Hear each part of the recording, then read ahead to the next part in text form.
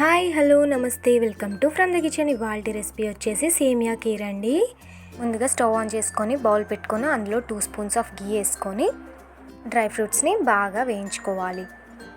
అలా brown colour turn అయ్యాక మనం ఒక బౌల్లో తీసుకొని పక్కన పెట్టుకోవాలి. ఆ తర్వాత మిగిలిన నెయ్యితో అదే బౌల్లో సేమియాని వేయించుకోవాలి.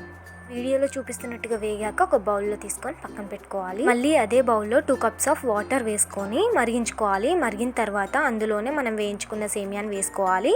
ఒక 80% సేమియా ఉడికాక మనం షుగర్ అనేది 1 కప్ వేసుకోవాలి. తర్వాత అందులోనే ఇలాచీ పౌడర్ వేసుకొని మళ్ళీ ఒకసారి కలుపుకోవాలి. అందులోనే ఫుడ్ కలర్ అనేది వేసుకోవాలి. సేమియా అనేది ఫైన్గా కుక్ అయ్యాక, అంటే నేను చూపిస్తున్న కన్సిస్టెన్సీ ఎట్లుంది, కాస్త చెమ్మగా ఉంది కదండి, అలానే ఉండాలి.